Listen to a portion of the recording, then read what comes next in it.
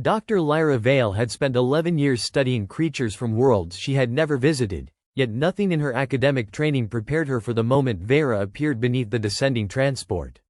The planet filled the forward viewport like an enormous blue-green eye, its vast oceans broken by continents covered in dense forests, jagged mountain chains, and silver rivers that reflected the distant sun.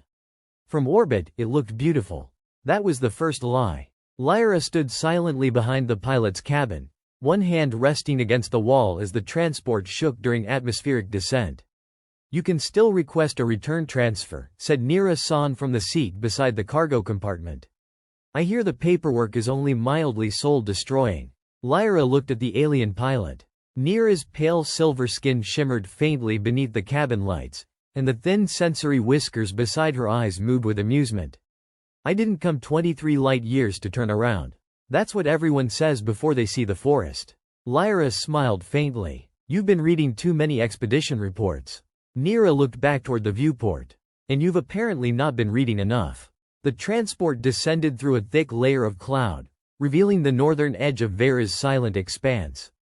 Lyra's smile disappeared. The forest below stretched farther than she could see, a sea of towering emerald vegetation interrupted by black stone ridges and rivers glowing faintly beneath the sunlight. Lightning moved silently through clouds far to the west. Somewhere beyond those trees stood the ruins that had brought her here. Somewhere beyond them, 14 years earlier, her father had disappeared. Professor Adrian Vale had been one of the first scientists to investigate the strange biological signals emerging from the region. The official report said his expedition had been lost in a geological collapse.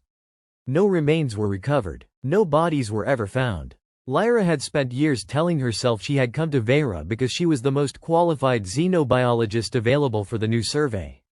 The truth was simpler and more dangerous. She had come because unanswered questions had followed her for 14 years, and she was tired of being haunted by them. Outpost Helix appeared on the horizon just before sunset, a collection of white and dark metal structures built inside a defensive perimeter on the very edge of the forest. Its walls were high, its watchtowers armed, and its landing field surrounded by sensor arrays. For a scientific station, Lyra thought, it looked unnecessarily prepared for war.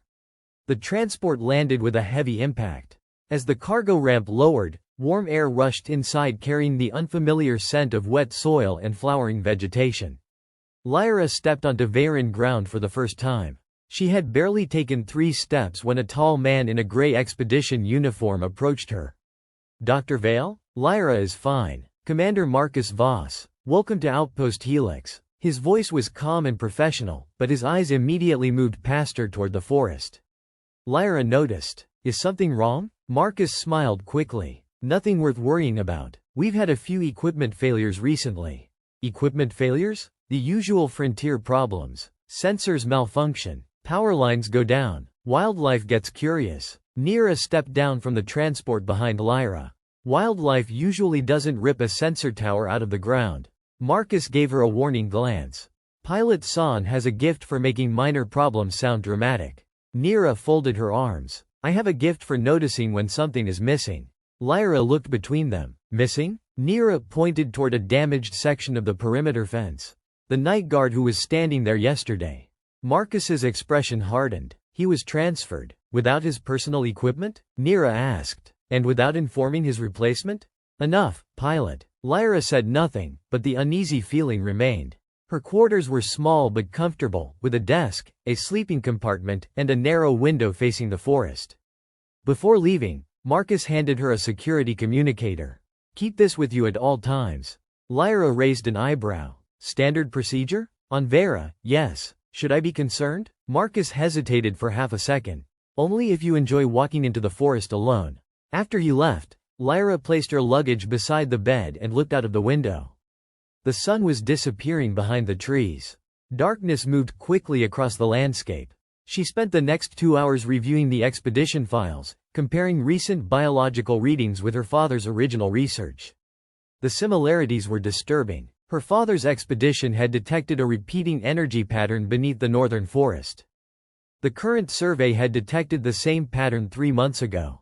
According to the records, it had been growing stronger. At 2:13 local time, Lyra stopped working because she heard something outside. It was not loud. At first, it sounded like branches moving in the wind. Then she remembered there was no wind. She looked toward the window. Nothing stood there, just darkness and rain. Lyra slowly reached for the communicator. Another sound came from outside. One heavy footstep, then another. She froze. Whatever was moving outside was large enough that she could feel the vibration through the floor. Security, she whispered into the communicator. This is Dr. Vale. Is anyone monitoring my perimeter? Static answered. Then the lights flickered. Lyra stood slowly. Rainwater streaked down the glass. Beyond it, something moved between the trees. She stepped closer before realizing that curiosity was overcoming caution. A tall silhouette emerged from the darkness. For one impossible moment, Lyra forgot how to breathe. The creature stood nearly 3 meters tall. Its body was broad but strangely humanoid, covered in dark, uneven armor-like growths that seemed biological rather than mechanical. Long arms ended in clawed hands. Its head was lowered beneath the rain, making its features impossible to see. Lyra stumbled backward. The creature raised its face. 2 pale blue eyes stared through the glass. It was watching her. Lyra activated the communicator. Security. Now, the lights died completely. She heard her own breathing. A scraping sound moved across the outer wall. Then, suddenly, everything was quiet. Emergency lights flashed red. Lyra forced herself toward the window again. The creature was gone. Dr. Vale. Marcus's voice came through the communicator. Open the door. She hurried across the room and unlocked it. Marcus entered with 2 armed guards behind him. Are you injured? There was something outside. What kind of something? Lyra pointed toward the window. Large. Humanoid. It was standing right there. The guards exchanged nervous looks. Marcus walked toward the glass. I don't see anything. Because it left. Did you get an image? Lyra checked the exterior camera. The recording showed static for exactly 38 seconds. Someone disabled it, she said. Marcus's face changed slightly. Or the storm interfered. Lyra looked at him. There was no storm interference anywhere else on the network. For the first time, Marcus seemed genuinely uncomfortable. Get some rest, doctor. We'll investigate. That's your explanation? No, Marcus said quietly. That's my instruction. Lyra did not sleep. At dawn, she examined the ground outside her quarters with Nira. The rain had stopped, leaving the soil soft and dark. Nira crouched beside a deep impression in the mud. Well, she said, that's not a maintenance problem. Lyra stared at the track. It was larger than her entire hand. 4 deep claw marks pressed into the ground. Another set appeared several meters away. Then another. The tracks circled her building. It walked around the station, Lyra whispered. Apparently. Nira looked toward the forest.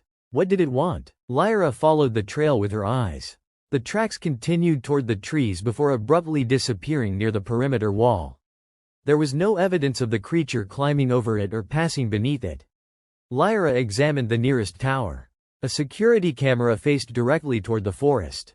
She accessed its recording. The footage was normal until 2:13.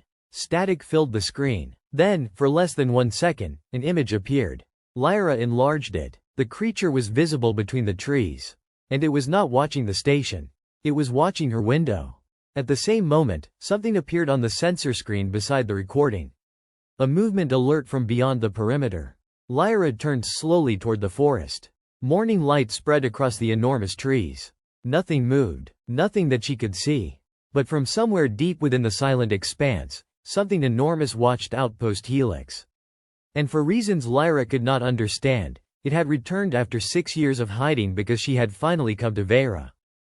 The image remained on Lyra's screen long after sunrise, its details too clear to dismiss and too incomplete to explain. Every time she enlarged it, the creature seemed to become less believable.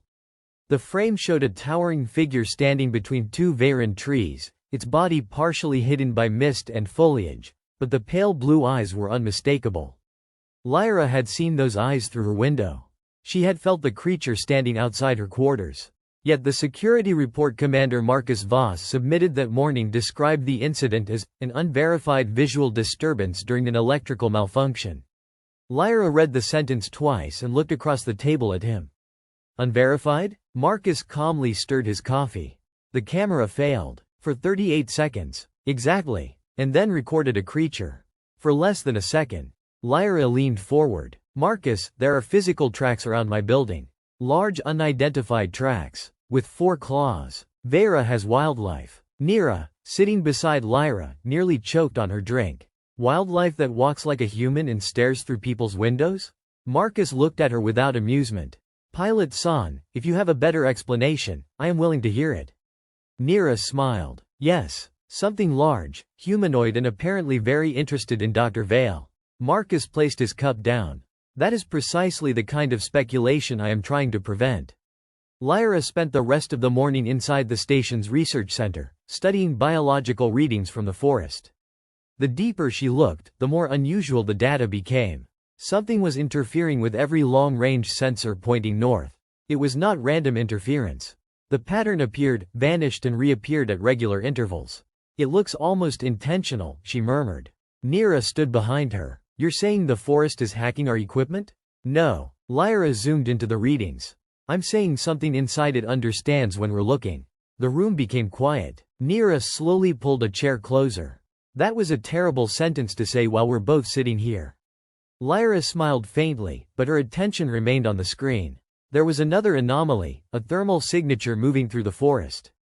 It was enormous, but it appeared only briefly before vanishing from every sensor. There, Lyra said. Did you see it? Nira leaned closer. For half a second. That's not equipment failure. I know. Lyra looked toward the dark tree line visible beyond the station's transparent wall. I want to go out there. Nira stared at her. Of course you do. Commander Voss strongly disagreed. Absolutely not. Lyra stood in the briefing room with her arms folded. The entire purpose of this expedition is to investigate biological anomalies. Not to chase unidentified creatures. I'm not chasing anything. I'm following the signal. The signal is moving. Then we'll know where it is. Marcus pressed his fingers against the table. You arrived less than 24 hours ago and have already had one dangerous encounter. Lyra's voice remained controlled. An encounter that your security team is refusing to investigate. Marcus looked at her for several seconds before answering. Fine. You can conduct a limited survey. You will remain inside the approved perimeter. You will take an armed escort, and you will return before sunset. Agreed. And if you see the creature? Lyra thought of the eyes outside her window.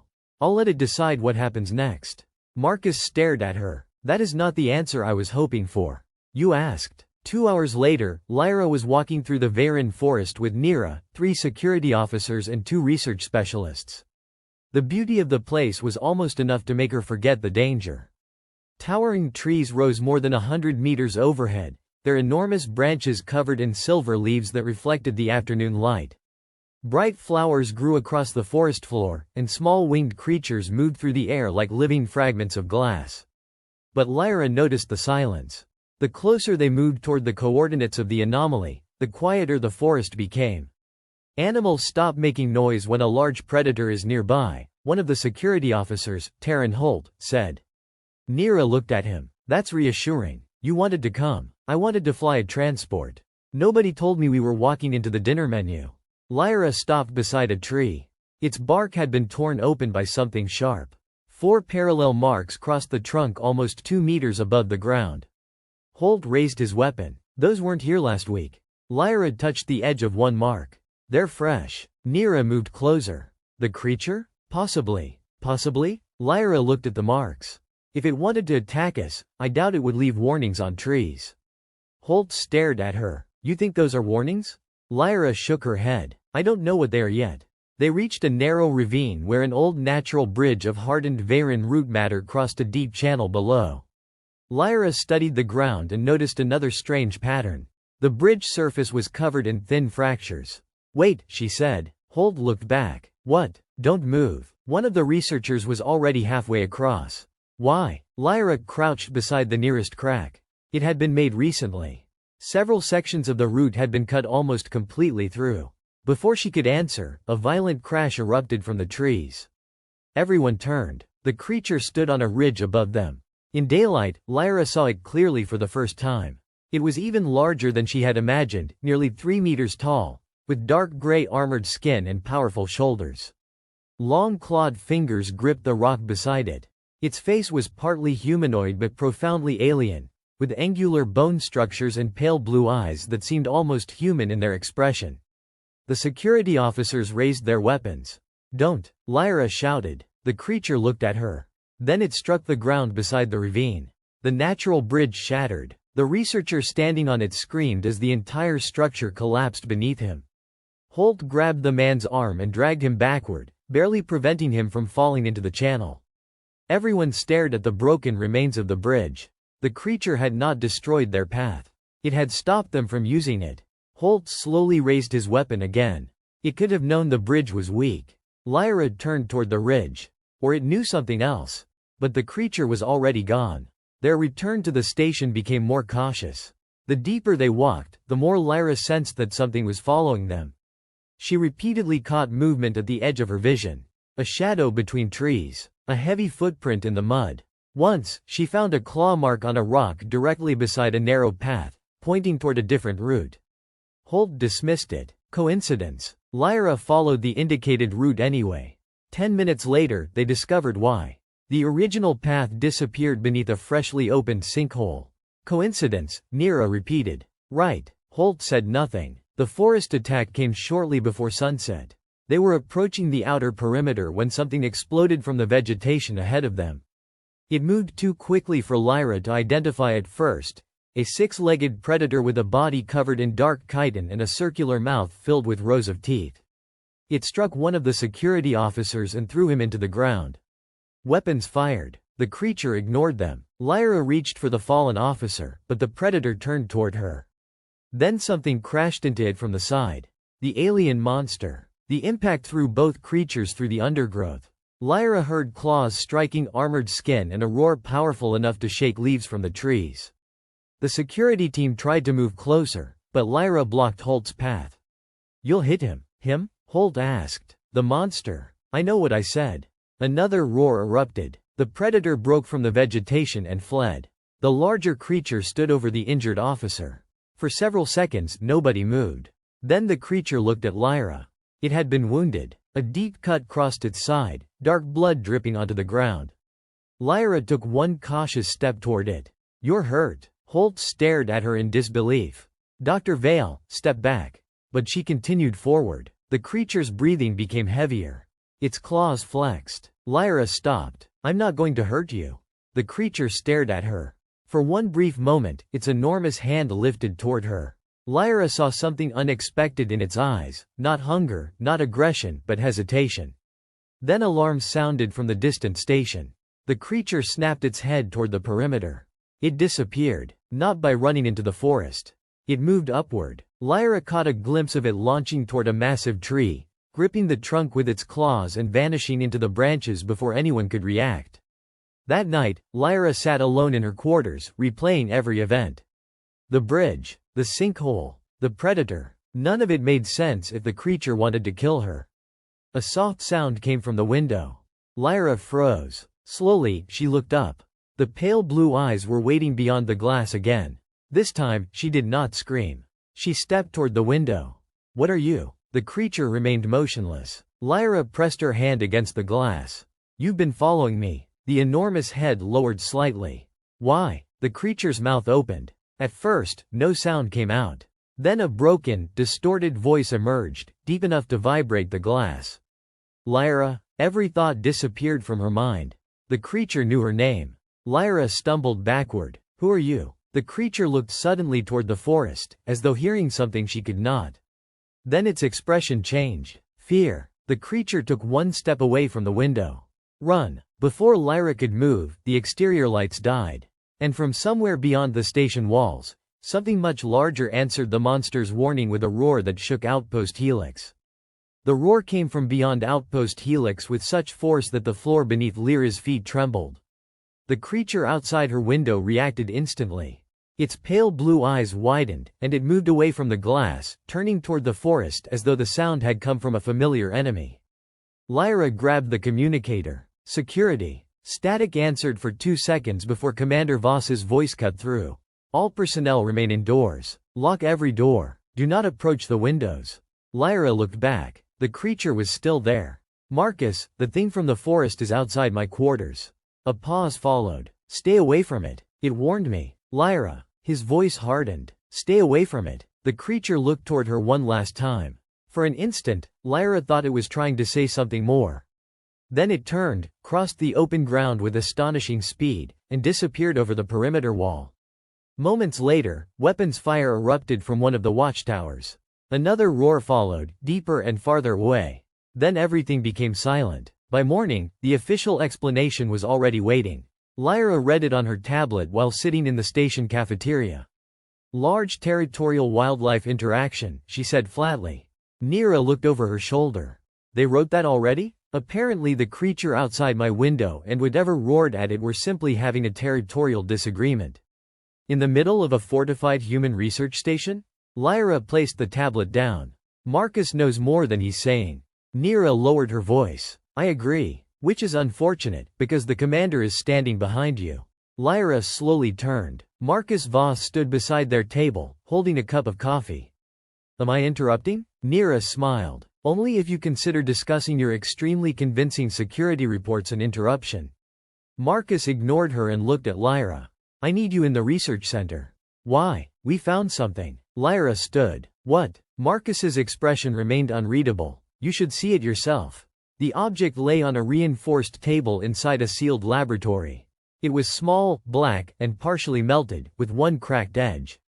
Lyra recognized it immediately. A data core. Marcus nodded. Recovered from the forest 2 kilometers north of your survey route. Lyra examined the damaged casing. A faded expedition insignia remained visible beneath the dirt. Her breath stopped. This was from the Orion expedition. Marcus said nothing. Lyra turned toward him. You knew? I knew there had been previous expeditions in the region. You knew this one disappeared. Yes. Then why wasn't it included in my briefing? Marcus looked at the core. Because its records were classified. Classified by whom? That is above my authority. Nira folded her arms. Convenient. Marcus ignored her again. The core has partial data. If you can recover it, you may get answers. Lyra stared at the object. About what? Marcus met her eyes. About the thing following you. The name Kale Orion appeared 47 minutes later. Lyra sat alone in the laboratory while lines of damaged data moved across her screen. Nira stood beside her, unusually quiet. The recovered files were incomplete, but enough information remained to build a picture. 6 years earlier, a reconnaissance and scientific team entered the Silent Expanse. The mission included 12 personnel. 11 were listed as dead or missing. The 12th was Lieutenant Kale Orion. Status: presumed deceased. Lyra opened his personnel record. A photograph appeared. Kale was younger than she expected, perhaps 30 at the time, with short dark hair, tired eyes and a serious expression. He looked like the kind of man Lyra might have passed in a station corridor without remembering. That's him, she whispered. Nira looked at her. You've seen his face? No. But look at his eyes. Nira compared the photograph with the frozen image of the creature from the security camera. The resemblance should have been impossible. Yet something about the shape, the expression, the strange pale color now visible through the alien face made Lyra's stomach tighten. You think that's the monster?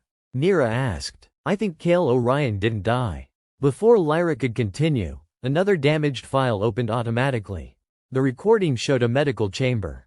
Kale Orion was strapped to a metal table. Lyra felt every muscle in her body go cold. Several scientists stood around him. The audio was damaged, but she could hear fragments. Subject is resisting the neural connection. Another voice answered, continue the procedure. Then Kale's voice came through the speakers. What procedure? A woman answered from somewhere off camera. Lieutenant, remain calm. You told me this was a rescue mission. Silence. Kale struggled against the restraints. What did you put inside me? The video broke into static. When it returned, Kale was screaming. Dark organic material was spreading beneath the skin of his arms. Nira covered her mouth. Lyra stopped the recording. That wasn't an accident, she said. Marcus entered the room behind them. No. Lyra spun toward him. You knew about this. I knew there had been an unauthorized experiment. Unauthorized? Lyra's voice rose. They strapped a man to a table and transformed him. Marcus's expression did not change. The program was terminated. Then why are you here? He did not answer quickly enough. Lyra's anger sharpened. Why are we studying the same region?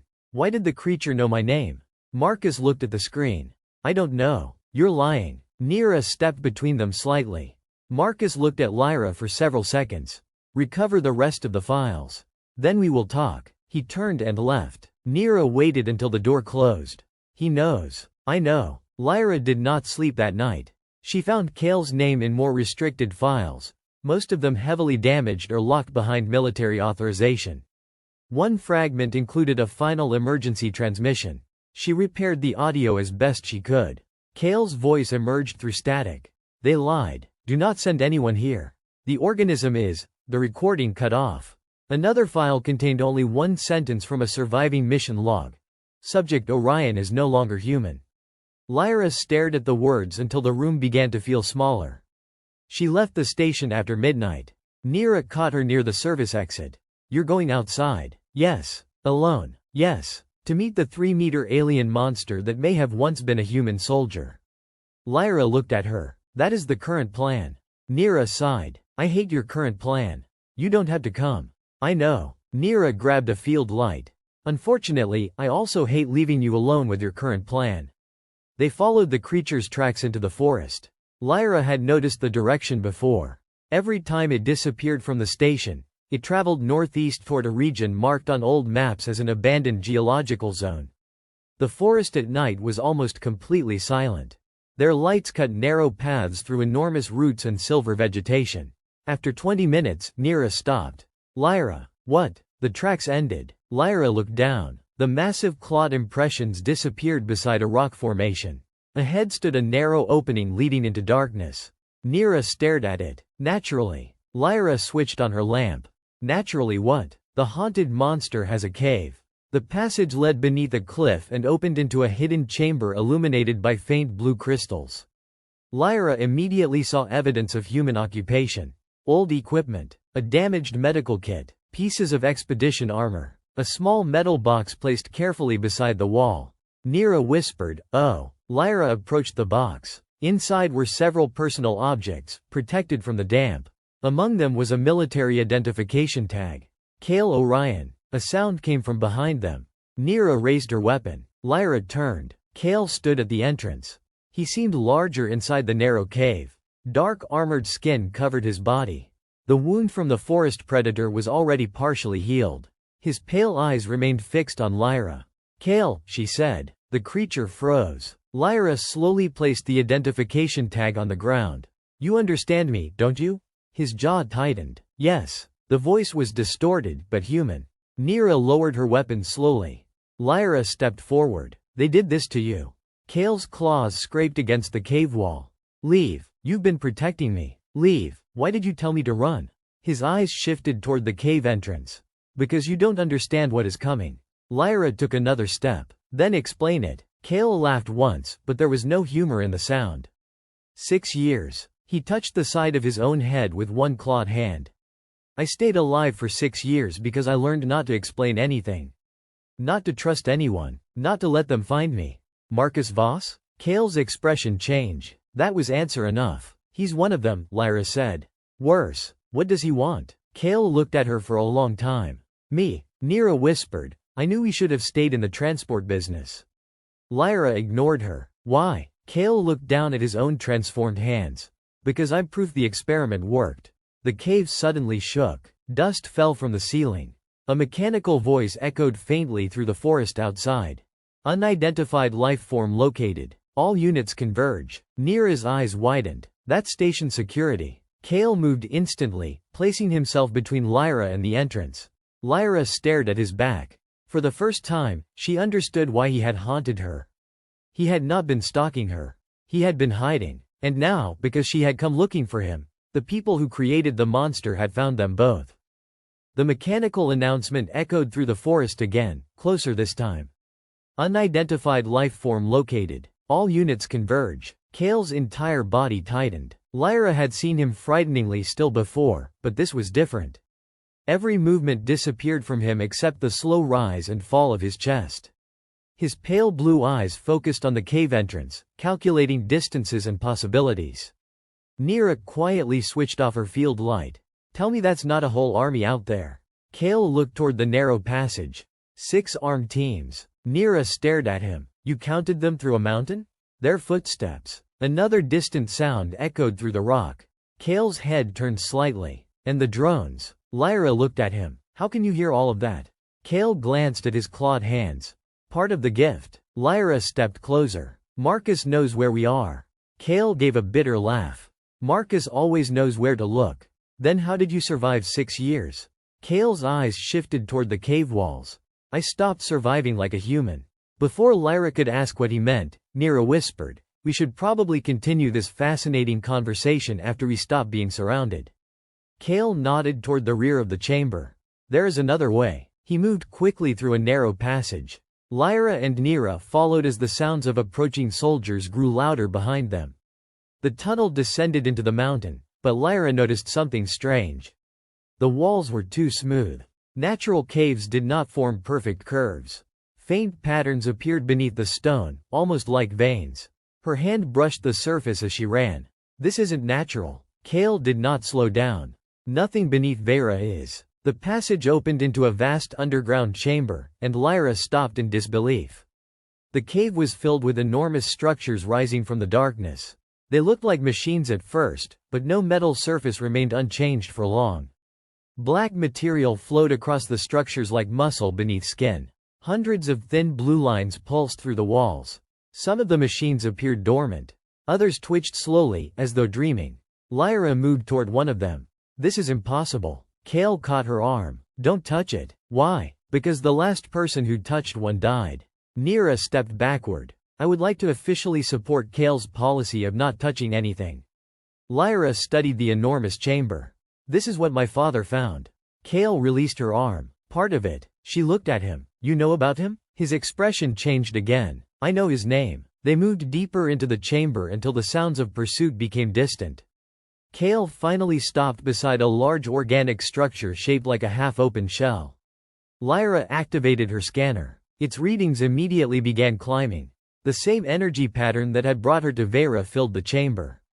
This is the source, she whispered. Not exactly, Kale said. It's a connection. Lyra turned toward him. To what? Everything. He pointed toward the ceiling. The forest. The structures. The things beneath the northern continent. Nira looked upward. You're saying the entire region is one machine?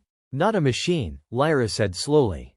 A biological network. Kale nodded. A system. Lyra approached the structure without touching it. Images began forming in her mind from the evidence around her. Ancient builders. Living technology. Organisms created to maintain a planetary system. The original civilization engineered this, she said.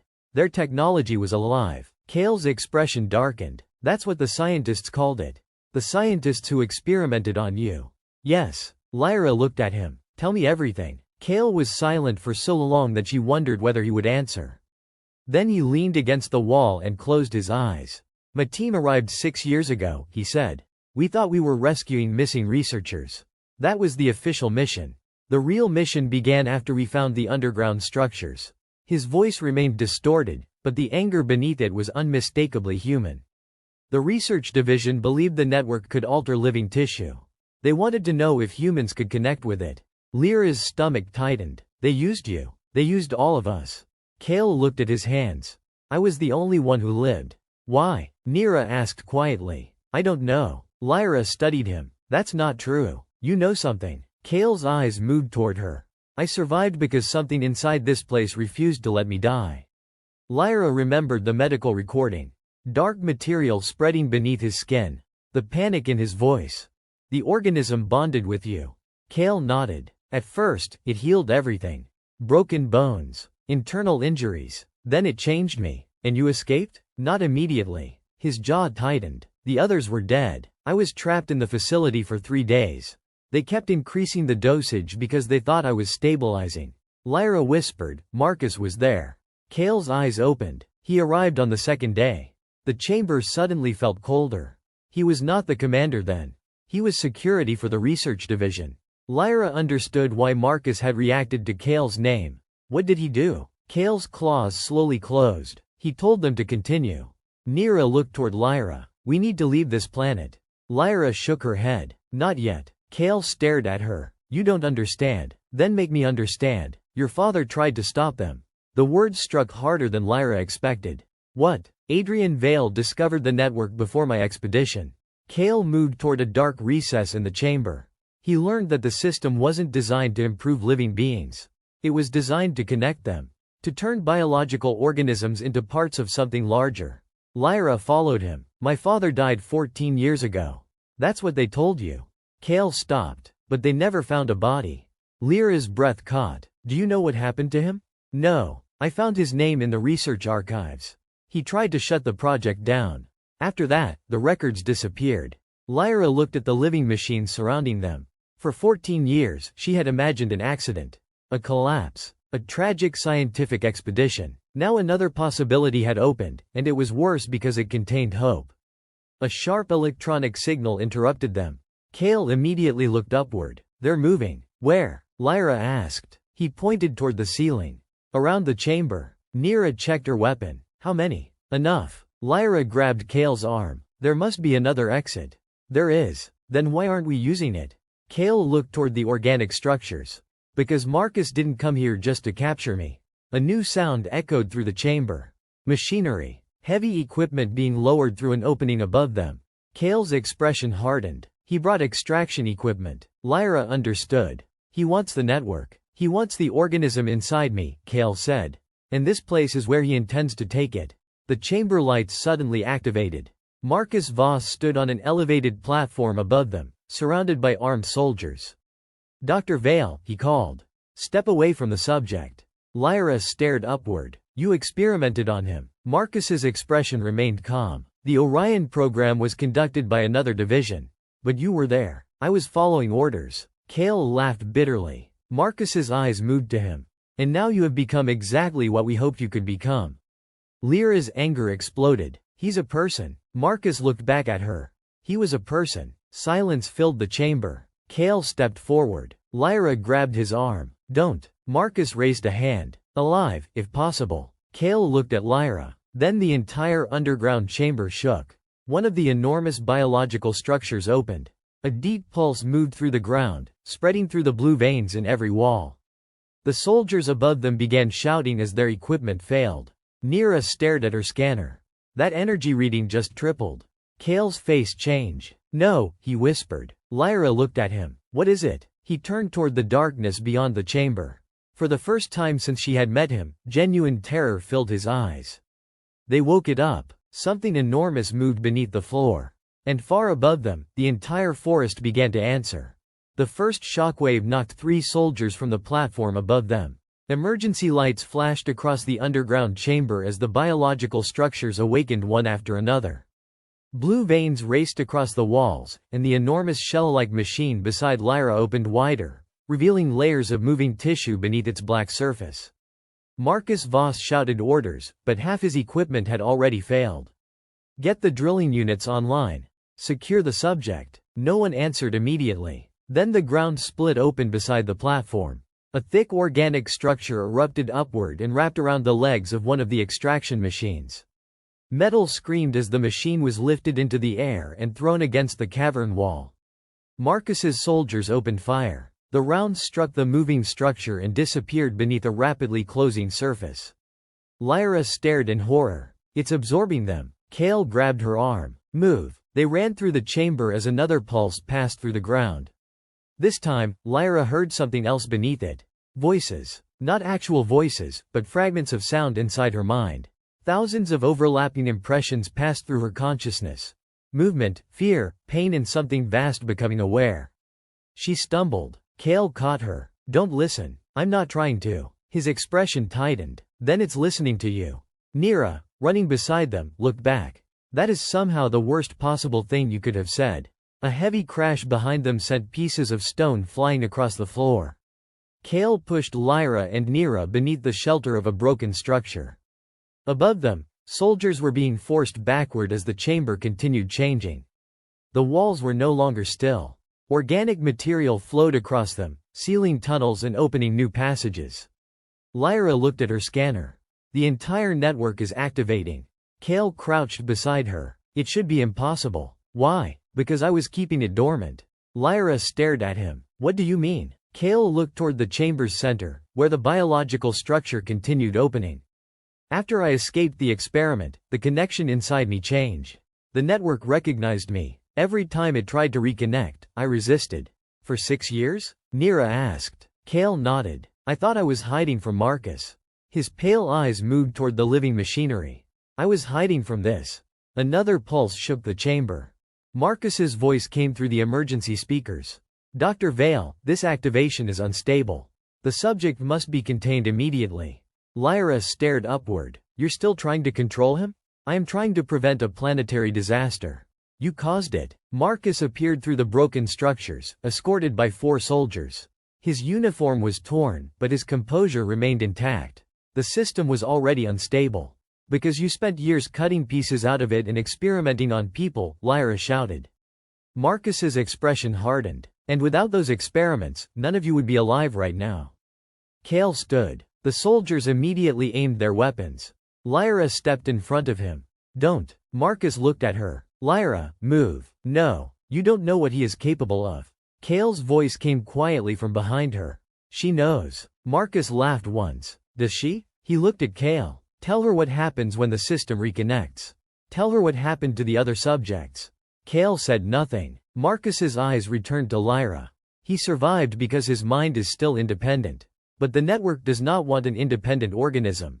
It wants integration. Lyra felt Kale move behind her. Kale? His claws touched the floor.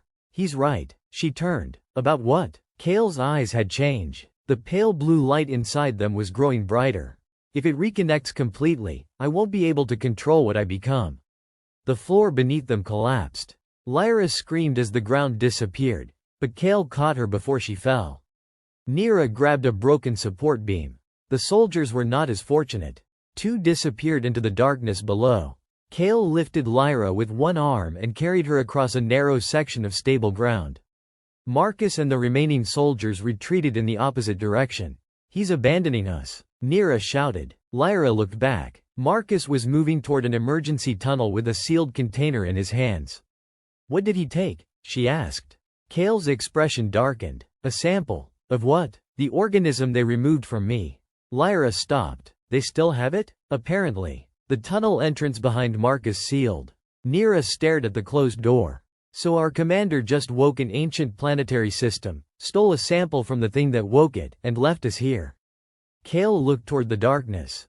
Yes. Nira nodded slowly. I would like everyone to remember that I voted to leave Vera. The chamber shook again, but this time the movement came from beneath them. A wall opened in the darkness, revealing a descending organic corridor. Lyra's scanner filled with impossible readings. The signal is coming from below. Kale stared at the opening. That's where the core is. Lyra understood immediately. The central network. If we can shut it down. Kale shook his head. You can't shut it down from here. Why not? Because the system has already linked itself to me. His eyes moved toward the pulsing corridor. The only way to break the connection is from inside. Lyra's heart dropped. Then I'll go with you. No, you don't know what the controls require. I know what will happen. So do I. Kale stepped closer. No, Lyra, you don't. The anger in his voice surprised her. The first transformation was forced. I resisted it. I held onto myself because I had nothing else. His claws trembled. This time, I would have to let it happen. Lyra stared at him. What happens if you do? Kale did not answer. Nira did. You become part of it. Kale nodded. Lyra's voice softened. And if you don't? The chamber answered before he could. A wall of organic material burst through the darkness, reaching toward them with dozens of branching structures. Kale pushed Lyra and Nira backward. His body began changing. Dark armored plates expanded across his shoulders. His spine bent as his muscles grew. His claws lengthened, striking sparks against the stone. Run, he roared. Lyra refused. The creature surged toward them. Kale met it head-on. The impact shook the chamber. For the first time, Lyra saw the full extent of his alien strength. He tore through the attacking mass, but every piece he destroyed regrew and multiplied. More structures emerged from the walls. Kale fought them alone, holding them back while Lyra and Nira retreated. Kale, Lyra shouted. He turned toward her. His face was changing. The partially human features she had begun to recognize were disappearing beneath something larger and more alien. Lyra understood then. He had spent 6 years running from this form. He had survived by becoming a monster once. Now, to save them, he was choosing to become something even worse. Go, Kale shouted. Lyra grabbed Nira's arm. We need to reach the core. How? Nira asked. Lyra looked at the organic corridor. He'll buy us time. Behind them, Kale roared again. The sound was deeper now, almost unrecognizable. They ran into the descending corridor. The walls closed behind them. For several minutes, Lyra heard only the pounding of her heart and the distant violence echoing through the network. Then she stopped before a vast opening. The core was alive. A colossal sphere of black biological matter filled the chamber, surrounded by thousands of blue threads connecting it to the walls. At its center, Lyra saw a human figure suspended within the network. She froze. Dad? The figure's head lifted. Professor Adrian Vale opened his eyes. He had been missing for 14 years. And he was alive. For several seconds, Lyra forgot everything except the face inside the living sphere. Her father looked older than the man she remembered, his hair streaked with gray and his face marked by exhaustion, but his eyes were unmistakable. 14 years had disappeared between them, and yet the moment he looked at her, Lyra was a child again, standing beside the launch window while he promised he would return from Vera before her birthday. Dad? The word left her as little more than a breath. Nira grabbed her arm. Lyra, don't get close. We have absolutely no idea what that thing has done to him. Adrian Vale's lips moved, but no sound came from them. Instead, his voice appeared directly inside Lyra's mind. Lyra, leave. She stepped forward. No. Blue light intensified around him. You have to leave. The network is awake. Lyra shook her head. I came here looking for answers. Then take them and run. You disappeared. Her voice broke despite her effort to control it. You were alive for 14 years. Adrian closed his eyes. I was alive. That is not the same as being free. Lyra approached the edge of the chamber. The biological threads connecting the core to the walls reacted to her presence, moving like thousands of thin roots beneath water. What happened to you? Adrian looked toward the darkness surrounding them. I discovered the network. I understood what the research division wanted to do with it, and I tried to stop them. They attacked my expedition. I escaped underground, but the system found me. Lyra stared at the living threads wrapped around his body. It kept you alive. Yes. It connected me to the core. His expression tightened. At first, I believed I could use the connection to keep the system dormant. Then I realized something worse. It had been waiting for a compatible organism. Nira looked around uneasily. And that would be Kale. Adrian's eyes opened. No, it was Lyra. Silence filled the chamber. Lyra felt Nira's hand tighten around her arm. What? Adrian's voice became weaker. Your genetic profile is similar to mine. The system identified you the moment your transport entered Veyron orbit. Kale sensed its attention and followed you because he knew something was wrong. Lyra remembered the creature outside her window. The tracks around the station. The bridge. The sinkhole. The predator. He wasn't haunting me, she whispered. Adrian's eyes moved toward the ceiling. He was trying to keep you alive. A violent impact shook the chamber. Dust fell from the organic ceiling. Nira looked toward the corridor. Please tell me that was Kale. A second impact followed, accompanied by a roar so deep that Lyra felt it in her bones. Adrian's expression changed. No, that is the network trying to absorb him. Lyra turned. How do we stop it? You can't destroy it. Why not? Because Vera's ecosystem is connected to it. Destroy the core and the northern continent dies with it. Lyra looked at the enormous sphere. Then there must be another way. Adrian studied her. Separate the active network from the living system. Put it back into dormancy. How? Adrian looked at the threads surrounding him. Someone connected to the core must hold the pathways open while the others are severed. Lyra understood immediately. You, me and Kale. No. A roar echoed through the corridor. Kale entered the chamber. Lyra had to force herself not to step backward. He was no longer the creature who had watched her through the rain. His body was larger, his dark armored skin cracked with lines of blue energy, and the bones of his shoulders had expanded into jagged structures. Every breath seemed painful. He was fighting something inside himself. Nira slowly raised her weapon. Is that still him? Kale looked at her. Mostly. The answer would have been almost funny if it had not been so terrifying. Lyra stepped toward him. Kale. His eyes shifted to her.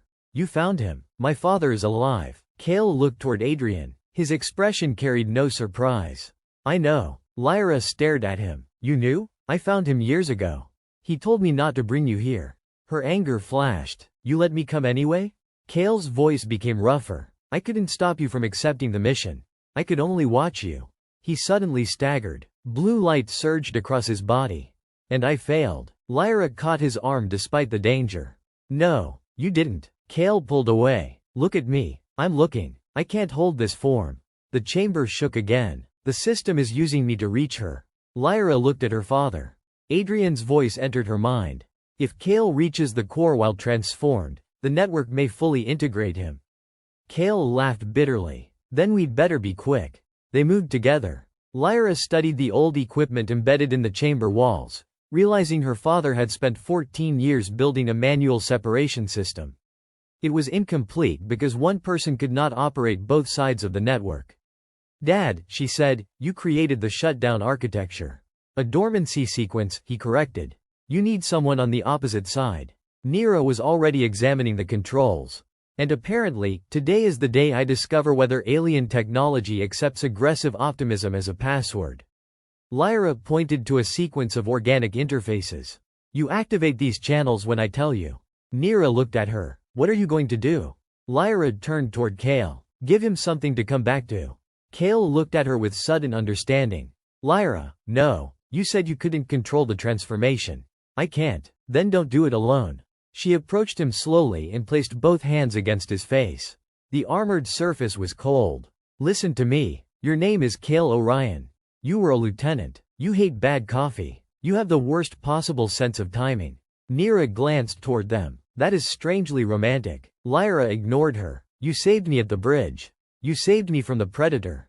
You warned me to run. You protected me before I even knew who you were. Kale's breathing slowed. Lyra, you are not the experiment they created. Blue light erupted across his body. And you're not the monster you think you became. The network attacked. Thousands of living threads surged toward them. Kale turned and roared, throwing himself between Lyra and the core. This time he did not resist the transformation. He let it happen. His body expanded. The blue light swallowed him. For one terrible moment, Lyra could no longer see Kale at all. Then something enormous rose inside the chamber. A creature larger and more powerful than anything she had seen before seized the attacking network and held it back. Its roar shook the core. Nira shouted, now. Lyra ran to the control interface. Channel 1. Organic mechanisms opened. Channel 2. Nira activated another sequence. Adrian cried out as the connections around him began separating. The chamber convulsed. Lyra reached the final interface. Then Kale screamed. The sound was not a roar. It was human. The network was taking him. Lyra pressed her hand against the final control. Kale Orion, she shouted. Come back. For 1 second, nothing happened. Then the creature's pale blue eyes turned toward her. The final connection opened. Nira activated the dormancy sequence. The entire chamber went silent. Blue light disappeared. The living threads withdrew. The enormous core slowly closed around Adrian and then released him onto the floor. Lyra ran to her father as the system settled into darkness. He was weak but breathing. Then she turned. Kale was gone. Only a massive dark shape lay near the edge of the chamber. Lyra walked toward it. The creature moved. One pale blue eye opened. That's a relief, Nira whispered. Kale tried to rise and failed. Lyra knelt beside him. I told you to run, he said weakly. Lyra smiled through tears. You really need a better line. Months later, the truth about Vera's research program spread across the human frontier. Marcus Voss was captured while attempting to escape with the stolen organism. The Orion experiments were exposed, and Outpost Helix became an independent scientific protection zone. Adrian Vale slowly recovered, though 14 years connected to the network had changed him permanently. Kale changed too. His transformation could not be reversed. He could no longer hide what he was, and many people still feared him. Lyra understood that fear. She had felt it the first night he stood outside her window. One evening, she returned to the forest alone. A familiar presence moved between the trees. Kale stepped into the fading light. Still larger than any human should be. Still covered in alien armor. Still dangerous. Lyra smiled. You know, she said, most people introduce themselves before haunting someone. Kale's expression softened. I wasn't very good at being human. Lyra stepped closer. You still aren't. For the first time since she had known him, Kale laughed. Then he turned toward the vast forest. Lyra walked beside him. Once, she had feared the monster waiting in the darkness. Now she knew the truth. The monster had never been waiting to take her. He had been waiting to bring her home.